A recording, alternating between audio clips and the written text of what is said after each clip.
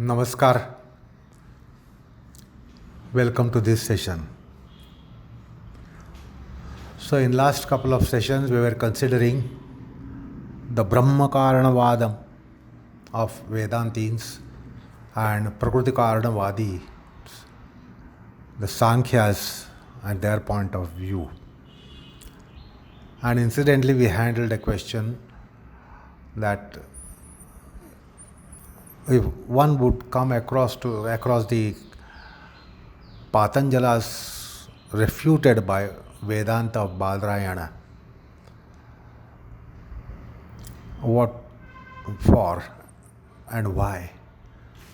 So we understood why Vedanta as one darshana has critically taken observation of another darshana called Sankhya and Patanjala, who both are postulating Prakrtikantarya Vada. And we saw why the Brahmavadins could go for the Brahmaka Vada and why Patanjalas could not go for Brahmaka Vada expressly. I told you that in implied purport, Patanjalas are also postulating that, which can be called as Ishvara Vada. But it could not be expressed. In the topic of Ishvara Prakarana of the first chapter, there gets a mention by implication that Purusavisesa Isvara is also Antaryami of Prakrti. And the Purusavisesa predicate implies that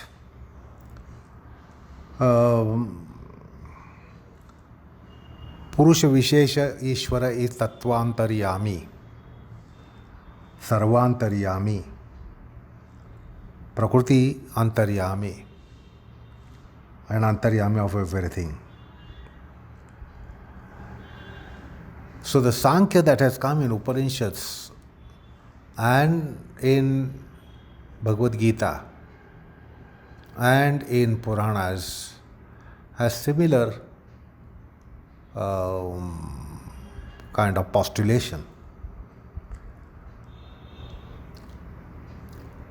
So you come across the Ishvara Karanavada, Prakarana Karanavada by implication or by explicit mention, and explicit mention is the view of Brahmavadins of Vedanta, Brahma Sutras.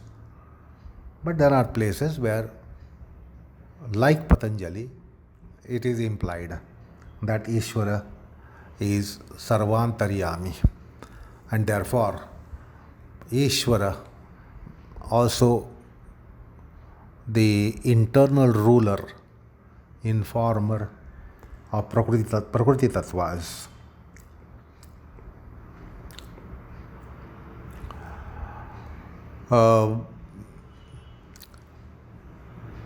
So now we are reverting back to Yogabha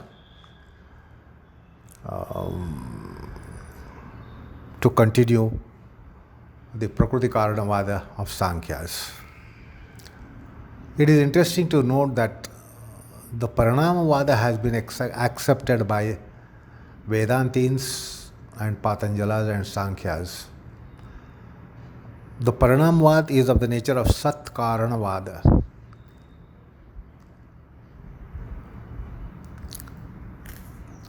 That is, if effect is going to come up, effect is potentially there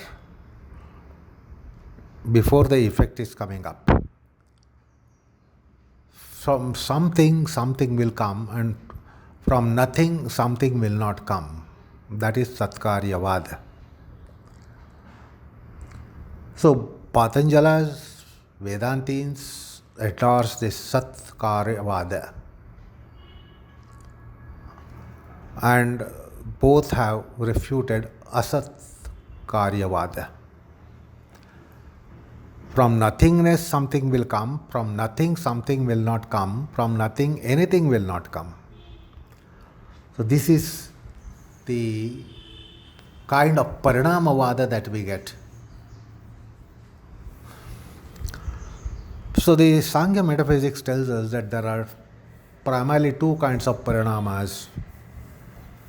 One is Dahidugdhvat and the other one is Samudraphena. What does it mean? Dahidugdhvat means from milk you get yogurt. From milk you get the butter, the curds. Now that is one kind of parinama. So the dharmi will not be found in such kind of changes, where milk as a characterized becomes curds and yogurt. Then you cannot trace the properties of milk in yogurt. The milkness is gone for curdness to appear. So that is called vikara. So that is one kind of change. So once the milk has become curds, there is no way that you can get the milk back from curds. You can get curds from milk, but not milk from curds. That's a kind of parinama which we find in nature as well. The other one is Samudraphena. You get examples of parinama of this nature as well. From ocean you get foam, from ocean you get bubbles. The bubbles and foam is in the ocean, of the ocean. But the ocean is not of bubbles. Ocean is not of foam. The foam is of the ocean, bubbles are of the ocean. Foam is in the ocean, bubbles will be in the ocean, but ocean will not be in bubbles, ocean will not be in foam. So that is another kind of parinama. Now this second kind of parinama has a subset that is called Suvarn Alankara Parinama. The foam and bubble, we don't see it staying. Bubbles come and bubbles go. Foam comes and foam goes. But in case of Suvarna Alankara, the gold becoming an ornament. You can find the gold in ornament. We cannot find the ocean in bubble. We cannot find the ocean in bubbles, ocean in foam. However, they are of the ocean only. But when Suvarna Alankara Parinama is there, when we turn out ornaments from gold, we can find the gold in ornament.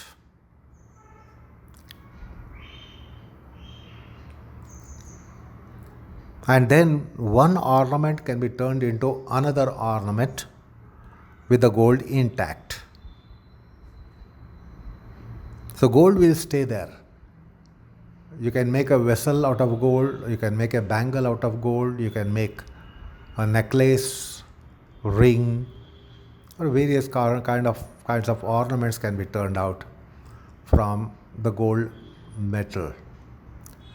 And the gold can be seen there, and the gold can be gotten back. So transforming a metal like gold into various ornaments is another kind of parinama, where you will see that the gold is intact, gold is there to be seen.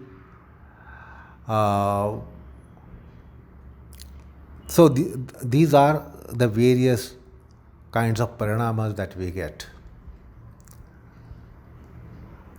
in phenomenal universe, metaphysical as well as physical. The another kind of parinama is explained by example of Bhruttika and or Bhrutpinda and Bhrutghata. Bhrutpinda is malleable matter. It is sand. It is soft sand with water mixed into it. Then it becomes like china clay and you can give various shapes. You can give various shapes to that clay. You can give various shapes to Mrutpinda. And Mrutpinda can be found in all its vikaras, in all its forms. The earthen object, you can find the earthen material in it. It stays. It stays to be seen.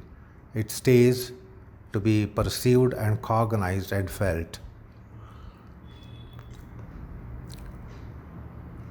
So, the Mrittika Parinama into Ghata,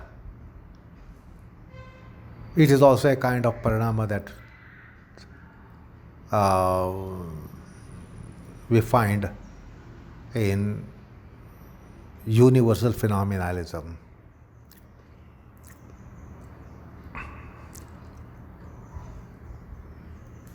Then parinama like water turn into vapor. By giving temperature to water, you can turn vapor out of water, and water can be vaporized. So that's also a kind of parinama. Water can be frozen into becoming ice, which will become a solid matter. So something like water can become gaseous when it is given temperatures and water is vaporized. And the water can become solid by freezing it. So you can get solid matter, liquid matter and gaseous matter from something like substance like water. So these various parinamas are to be seen as to how they take place.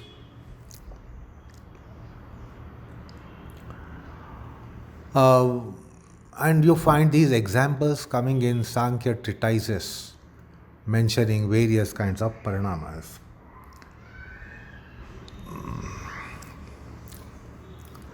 Now Patanjali has embarked upon telling us about parinamas in cosmological unfoldment. Alinga parva to linga parva to avishesha parva, and avishesha parva to vishesha parva.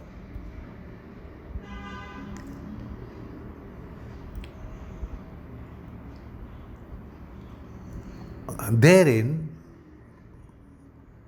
to sight at metaphysical reality, we are told that avyakta parva has nityatvam, because it doesn't have a cause. First of all, it doesn't have a cause. It is self-existent, and it is existent from time without beginning. It has effects thereof, but it is not an effect of anything. So avyakta parva is something, it is in one sense, it is nitya, because it doesn't have cause. So what doesn't have cause becomes Nitya. So in that sense, Prakriti of Alinga Parva is Nitya. It is Purusha Nirapeksha. It is not dependent on Purusha Tattva. It is Swayam Jata. It is not generated by anything. It is self-generated. It has no cause of its own. It is a cause by itself, but it has no cause. It is not an effect of something. That is called Swayam Jatatvam. So in Alinga Parva, there is Swayam Jatatva. So it has been described as Nitya Tattva, Swayam Jata Tattva, Nirhetuka Tattva, Karana Rahita Tattva.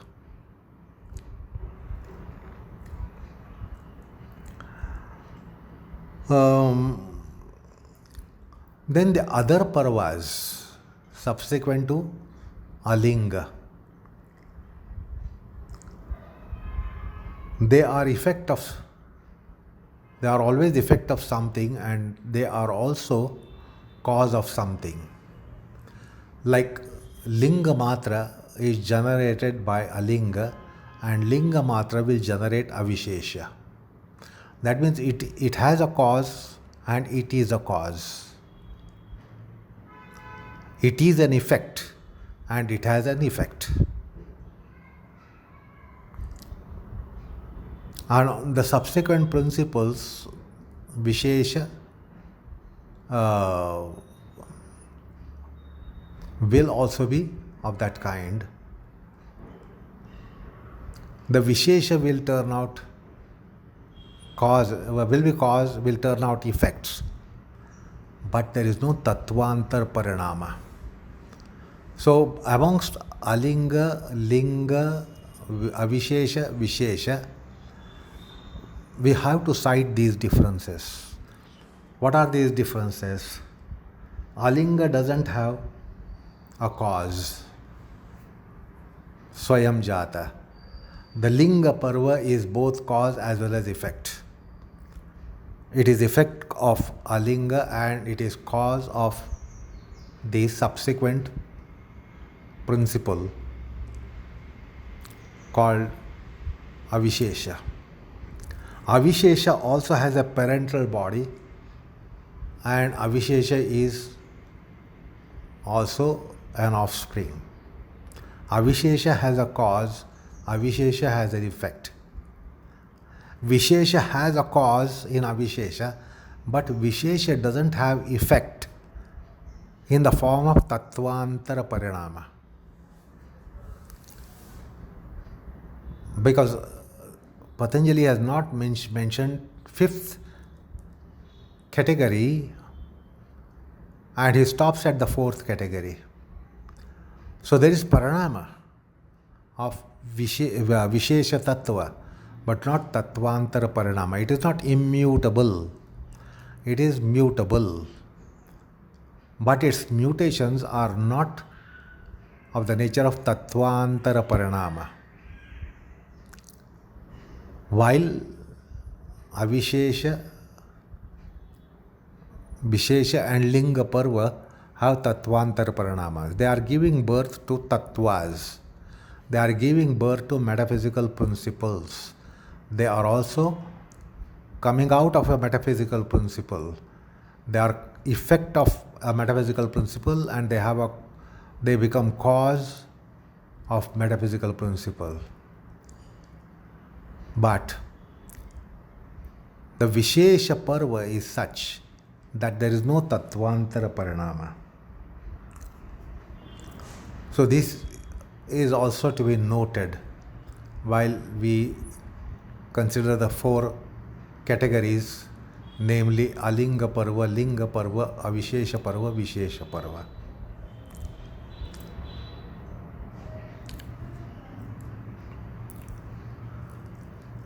So from Vishesha, the Parinamas come out by Panchikaranam, quintuplication, which we will be seeing sooner as to what happens to Vishesha Parva. What kind of Parinamas come out of Vishesha Parva? And the Parinamas from Vishesha Parva are physical category, not metaphysical category. Now all the 4 Parvas mentioned here are all metaphysical category.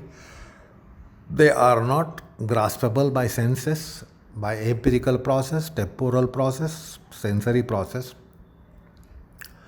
You cannot be citing Prithvi, Ap, Tej, Vayu, Akash as much as you cannot be citing Shabda Tanmatra, Sparsha Tanmatra, Rupa Tanmatra, Rasa Tanmatra, Gandha Tanmatra, as much as Linga Matra, as much as Alinga Parva. So these cannot become objects of perception, cognition, or empirical process. They are objects of Samadhi Prajna. The Samadhi would divulge those, Samadhi will show them, but not empirical process. So they are, that's why called metaphysical principles. They are metaphysical, therefore cannot be seen, they can be only inferred. I call it to the view of Sankhya. By Samadhi or by alaukika pratyaksham, you should recall this was considered while we were dealing in the first chapter, the pratyaksha pramanam, the types of pratyaksha pramanam, laukika, alaukika, etc.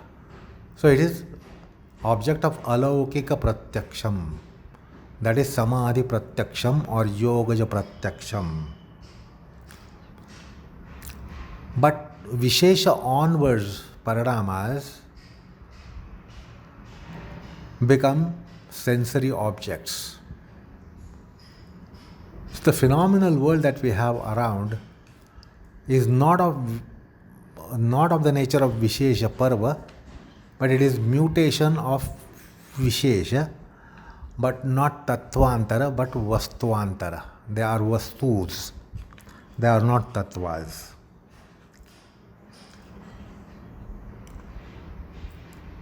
And they become empirical objects, sensory objects, perceptive objects because of the quintuplication, which, as I said, we will be considering a little later. We have touched upon it. You should recall Panchikarana was spoken about in one of the earlier sessions called quintuplication. And when this is Panchikruta, then they become sensory objects of the form of Shabda, Vishaya, Sparsha, Vishaya, Rupa, Vishaya, Sparsha, Vishaya, Rasa Vishaya, and Gandha Vishaya. So they become objects of senses. Shabda, auditory object, Sparsha, tactile object, Rupa, visual object, Rasa, gustatory object, and Gandha, olfactory object. So we get the world of objects because of Panchikaranam, and therefore they are Vishayas, not Tattvas. So there is also a kind of information about differences in the 4 Parvas which Patanjali has mentioned. And then they are all called Anitya. While Alinga Parva is said to be Nitya for the reason it has no cause. It is self-existent. It is existing on its own. It is not a generated principle, and in that sense it is Nitya. It is eternal. But other principles, metaphysical principles, become Anitya. So Vyasa tells us about this by a statement, Nacha artha hetuhu nimittam karanam bhavati iti anitya akhyayate. That means the Purushartha hetu becomes an incidental, instrumental cause. Because of Purushartha, they come up. There is no Purushartha, you should recall, in Alinga Parva. Alinga Parva doesn't come out of Purushartha hetu, nor there is Purushartha hetu from Alinga Parva. You should recall this, which was mentioned earlier, discussed earlier. But subsequently, once Alinga Parva is crossed over, the Linga Matra, Avishesha and Vishesha have Purushartha Hetutvam. So it becomes, there is Artha Hetu, there is a purpose, and Nimitta Karanam. The Purusha becomes Nimitta Karanam. The Purusha Tattva becomes instrumental cause for Linga Matra, Avishesha and Vishesha. Purusha is not incidental for Alinga Parva to come up or Alinga Parva to be staying. And the 3 out of the 4 Parvas are therefore declared to be Anitya Parvas. For this reason, that there is Purushartha Hetu. And because of that Hetu, that they come up or they go back from Vishesha to Avishesha, Avishesha to Linga Matra to Alinga. When they enfold, there is Purusharthata Hetu in 3 phases. And that is why it is said to be Nitya. That means there must be instrumental cause of the nature of Purusharthata. So, Uttarottara Guna Parinamas, such as Linga Matra, Avishesha and Vishesha, they become Anitya. They are tagged as Anitya Tattvas in Sankhya metaphysics. But they are not altogether Anitya, they are not absolutely, the gunas are not absolutely Anitya, gunas are also Nitya. So, therefore, Vyasa tells us, Gunastu sarva dharmanupati no na pratyastamayanте na upajayante.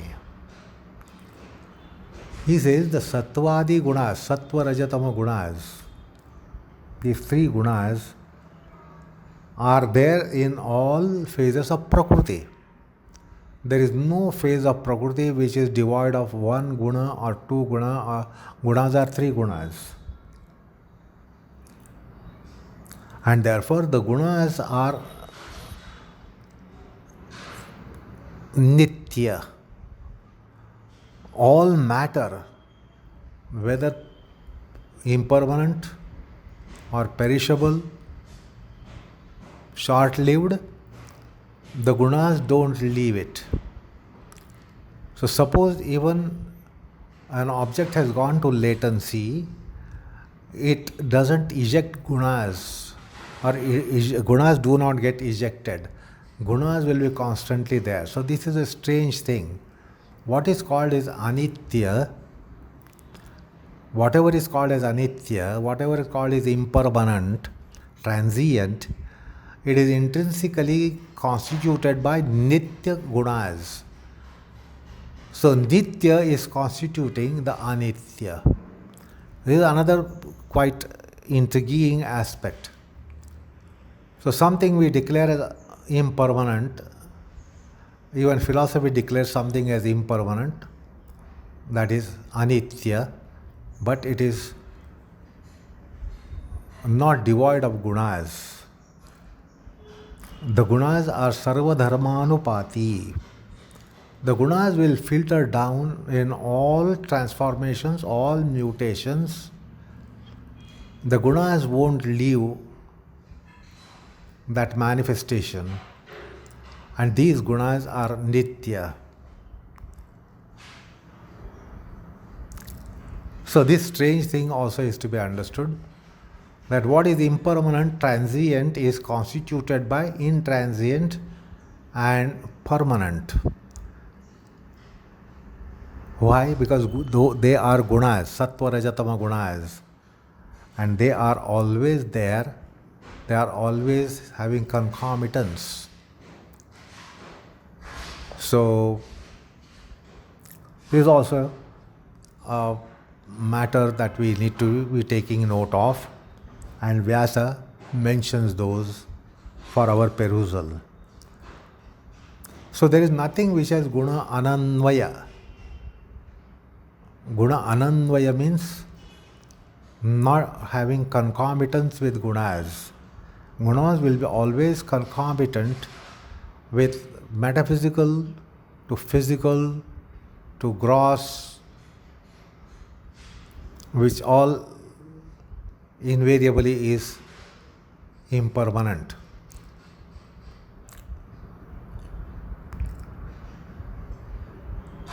And therefore, although they are declared to be anitya, they are nitya. So this is the intriguing fact.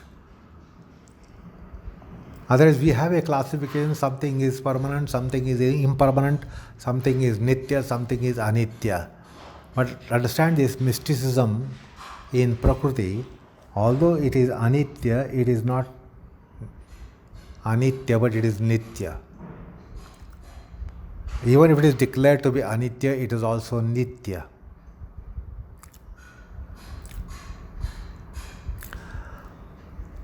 Now, when on one hand you are declaring that it is anitya, why are you also mentioning contrary that it is also nitya? So on one hand, that means you are double-mouthed. You say that it is anitya and you also say that it is nitya. Or you hesitate to call it nitya and you declare it as anitya. So why is this? So this doubt is raised. Why this confusion? Why this double tongue? On one hand, you declare that it is anitya and you also declare that it is nitya. So why this double tongue? So therefore we have to understand this reality, that the gunas do not leave any phase of Prakriti. Any manifestation of Prakriti, the gunas will not leave it. The gunanvaya is very much there. Now, although the nitya gunas are there, there is constant, moment to moment parinamitvam, that is called satata parinamitvam. There is a constant change going on. Not even for a moment the change will stop. The change is a constant, incessant process. And that is why it is said to be anitya.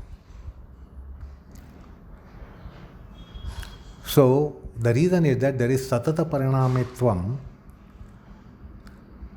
and the parinama is uninterrupted. The change is uninterrupted, unobstructed. And therefore there is mention that it is anityam. While the alinga parva, which stays during deluge with gunasamyavastha, when there is gunasamyavastha, 33.33% of sattva rajatama, it is nominal phase and it stays for some time. There is no paranamitvam, there is no paranama in avyakta tattva and alinga parva. There is no moment to moment change. That moment to moment change starts once it is the guna vaishamya is triggered. The imbalance in gunas, once it is triggered, then there is satata parinamitvam, incessant, absolutely incessantly. So that's how we have to understand this in perspective.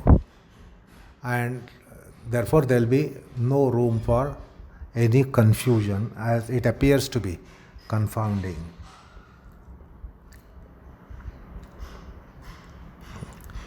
The guna vaishamyavastha is anityam.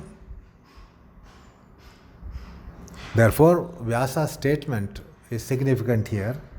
Vyaktibhi eva atita anagata vyayagamavitabhi guna anvayinibhi upajananam apaya dharmaka iva pratyaya bhasante. The gunagata, you get three phases or three paths: potential, actual and latent. So the potential will become actual, actual will become latent. So this called three paths are always there in every matter. So there is upajananam and vinashtatvam, apaya and pratijananam, upajananam. So this is a constant process.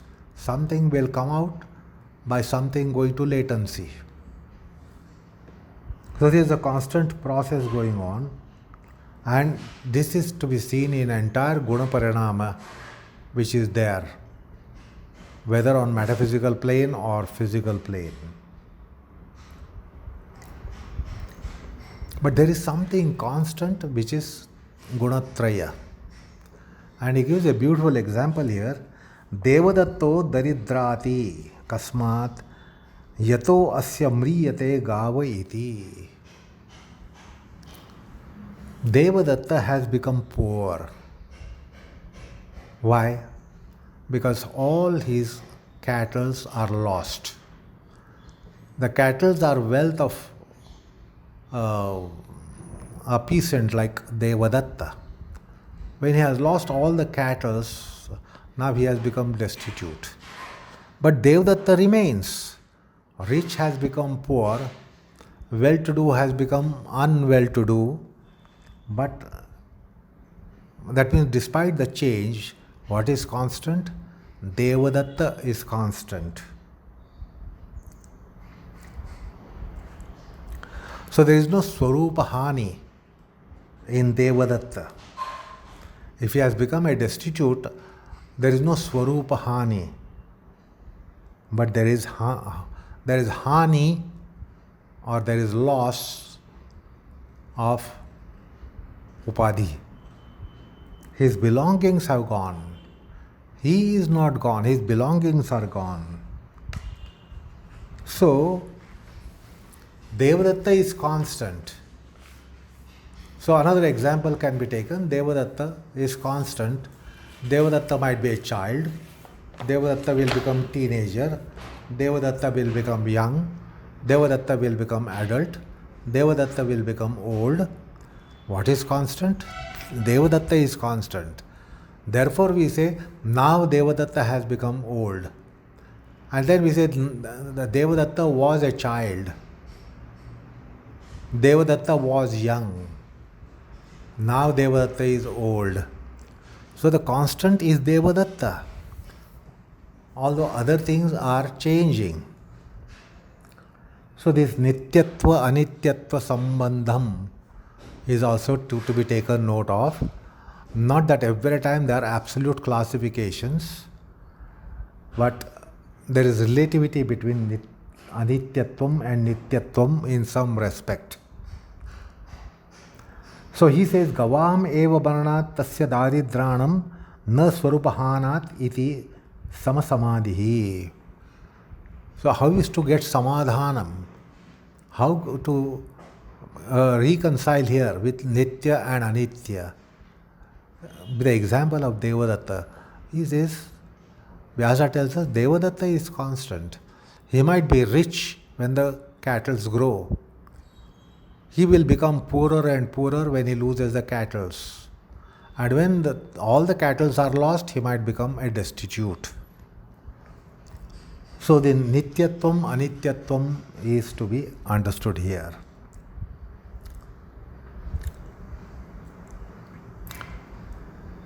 So, with this, I think we should end the session today. And we'll proceed on this Prakriti Parinama in the next session. So today we considered that concept of Nityatvam, Anityatvam, relativity and absoluteness. Why something is Nitya and why something is Anitya. We have also seen that. Purushartha Karanam, Swayam Jatatvam. This also makes something Nitya. So in metaphysics, there is a different description of Nityatvam. Otherwise we think what is something permanent and impermanent. So in philosophy, there is furthermore opening to explain permanent and impermanent. Something that doesn't have a cause also is taken as permanent. That which is causeless, having no cause, self-existing, then that is also Nityam. So these nuances were to be understood, and that is why we dedicated this session to that. So with that, we will end this session. Namaskar all of you.